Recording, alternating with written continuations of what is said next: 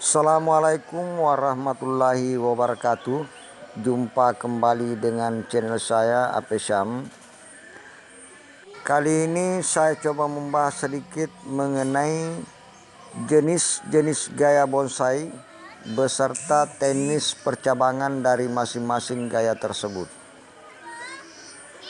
Namun sebelum saya lanjut, perlu saya sampaikan bahwa sebenarnya gaya-gaya ini tidak wajib untuk kita ikuti.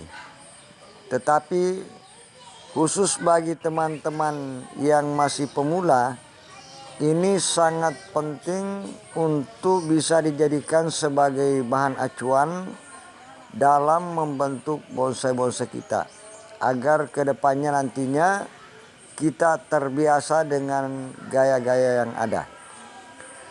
Baik teman, silakan ditonton videonya sampai selesai.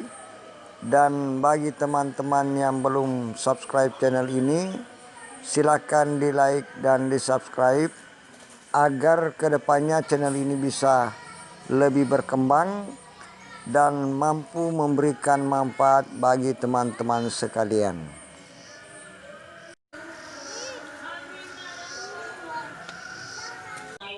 Baik, kita mulai dengan gaya tegak informal.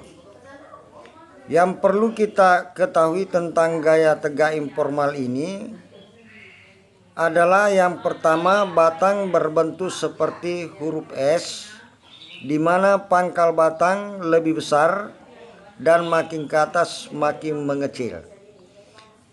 Kemudian ciri yang kedua adalah setiap lekukan diupayakan ada tumbuh cabang seperti yang kita lihat di gambar. Ini cabang pertama lari ke kanan, kemudian di sini bengkok ke kiri. Maka di sini tumbuhnya cabang kedua, kemudian bengkok ke belakang. Maka di sini cabang ketiga tumbuhnya ke belakang agak serong ke kanan. Kemudian yang keempat tumbuh ke depan agak serong ke kiri. Dan terakhir adalah kanopi.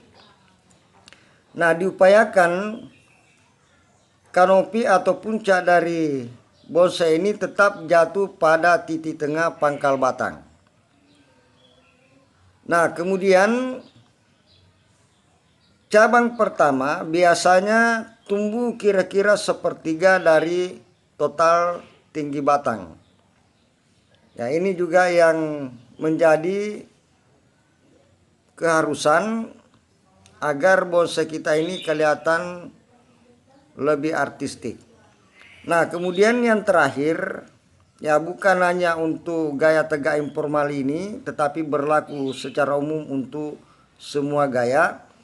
Diupayakan tidak ada cabang yang pas menusuk dengan mata, termasuk juga akar. Ya, jadi bagusnya itu kiri kanan kemudian ke depan tetapi agak serong ke kiri ataupun ke kanan. Yang kedua, gaya tegak formal. Gaya tegak formal ini mirip-mirip dengan gaya tegak informal, hanya saja perbedaannya untuk gaya tegak formal ini batang berbentuk lurus. Ibaratnya pohon ini tumbuh di alam yang terbuka sehingga bebas menerima sinar matahari sehingga tidak ada penghalang. Akhirnya pohon ini tumbuhnya lurus. Kemudian untuk pangkal batang selalu lebih besar dan makin ke atas makin mengecil. Kemudian selanjutnya untuk percabangan diupayakan 1/4 dari total tinggi batang ini tumbuh cabang pertama. Jadi teknik percabangannya tetap sama dengan gaya tegak informal tadi. Jadi di sini pertama ke kiri, kemudian kedua ke kanan, ketiga ke belakang, kemudian keempat ke depan, kelima agak serong ke kanan ke belakang, kemudian dan seterusnya sampai kepada puncak atau kanopi. Nah, diupayakan semua cabang yang ada di dalam bonsai ini tidak ada yang tumbuh sejajar, supaya semua cabang-cabang ini mendapatkan sinar matahari yang baik. Karena dikhawatirkan kalau sejajar nantinya cabang bawah ini tidak mampu menerima sinar matahari dengan baik sehingga menyebabkan pertumbuhannya tersendat bahkan bisa mati.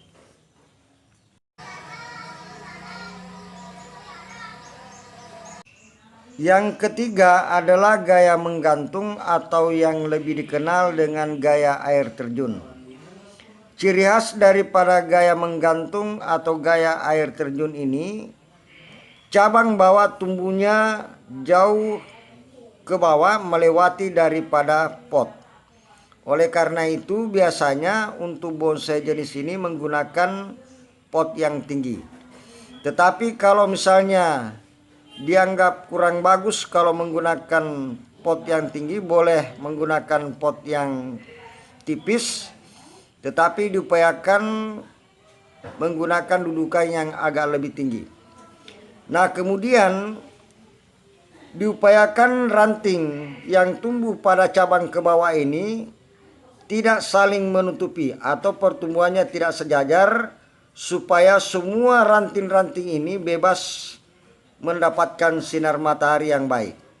Nah, kemudian yang terakhir, kanopi tetap berada di atas. Yang keempat adalah gaya semi air terjun atau gaya setengah menggantung.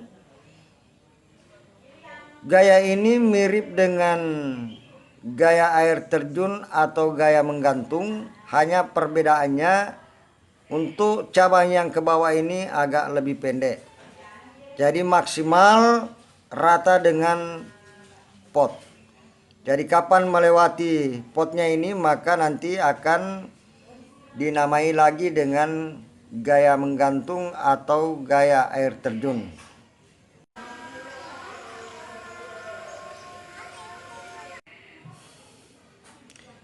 Yang kelima adalah gaya tersapu angin atau gaya tertiup angin. Jadi di dalam membonsai jenis seperti ini diupayakan melihat keadaan batang utama.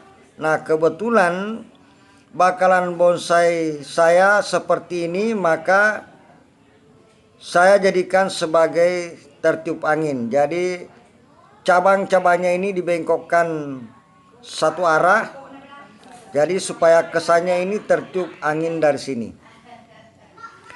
Nah, begitu juga dengan bonsai saya yang lain.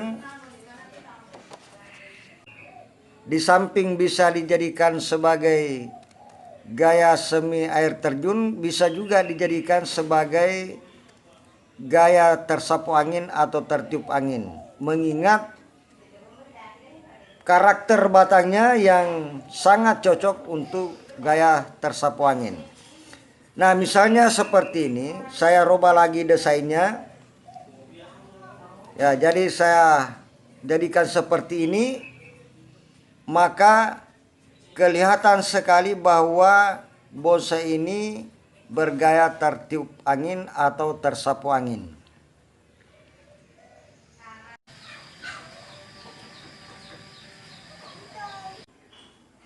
Selanjutnya gaya berbatang ganda atau gaya berbatang dua. Nah, yang perlu kita pahami untuk gaya jenis ini adalah batang utama harus lebih besar dibandingkan dengan batang kedua ini. Ya, jadi ini tetap menjadi lebih besar dibandingkan dengan batang yang kedua ini. Jadi tumbuhnya kedua batang itu dari satu pangkal batang. Nah, kemudian sistem percabangan secara umum juga sama dengan bonsai yang lainnya, diupayakan jangan ada yang sejajar. Nah, kemudian yang lebih penting kita pahami untuk gaya ini, diupayakan hanya ada satu kanopi. Jadi di sini tidak perlu ada kanopi, jadi cukup seperti ranting saja yang keluar. Nah, kemudian nanti di sini kanopinya. Nah, tetapi kadang juga ada teman yang membuatkan dua kanopi, kalau berbatang dua, tiga kanopi kalau berbatang tiga. Tetapi saya pribadi lebih memilih hanya menggunakan satu kanopi atau satu puncak. Selanjutnya lagi adalah gaya wrap style atau gaya rakit. Nah, disebut sebagai gaya rakit karena gaya ini mirip dengan rakit. Jadi ibaratnya batang utama yang melintang ini adalah rakit, kemudian cabang yang tumbuh ke atas yang kemudian di dalam bonsai ini dijadikan sebagai batang, ini adalah orang yang berada di atas rakit. Jadi boleh lebih dari 3, 4, 5, 6 atau berapapun yang kita mau. Yang jelas di sini prinsipnya adalah cabang-cabang yang ke atas ini tumbuhnya dari satu batang yang melintang atau satu batang induk. Nah, gaya yang terakhir dalam pembahasan ini adalah gaya bunjingi atau bunjing. Tapi bukan berarti bahwa tidak ada lagi gaya yang lain, masih banyak yang lain. Termasuk gaya on the rock atau di atas batu, kemudian tanuki, kemudian gaya hutan dan lain sebagainya, ini masih banyak. Nah, untuk pembahasan kali ini saya cukupkan dulu sampai kepada gaya bunjing atau bunjingi. Nah, kalau di alam, kayu jenis ini sering kita temukan di hutan-hutan yang lebat, di mana biasanya pohon yang berada di tengah ini tumbuhnya miring mencari sinar matahari. Nah, sehingga pohon yang seperti ini hanya tumbuh pada bagian atas. Jadi bagian bawah ini tidak ada cabang karena tidak pernah kena sinar matahari. Nah, sampai kepada bagian bawah ini batang biasanya terkelupas. Jadi terkelupas kulitnya karena tidak terkena sinar matahari. Nah, untuk gaya bonsai ini supaya lebih tegas lagi karakternya biasanya diukir atau dipahat atau diberikan sari namanya, ya. Nah, terkadang juga supaya lebih menarik lagi diberikan jin di atas. Jadi cabang atau ujung yang mati di atas ini, inilah yang disebut dengan jin. Nah, terkadang ada teman yang menganggap ini yang di bawah ini jin. Ya, dalam istilah bonsai yang saya tahu adalah bahwa jin itu di atas. Kalau di bawah ini namanya syari. Nah, demikianlah teman pembahasan saya tentang gaya-gaya bonsai kali ini. Semoga hal ini bisa menjadi sebuah inspirasi bagi teman-teman di dalam membentuk bakalan bonsainya. Terima kasih. Wassalamualaikum warahmatullahi wabarakatuh.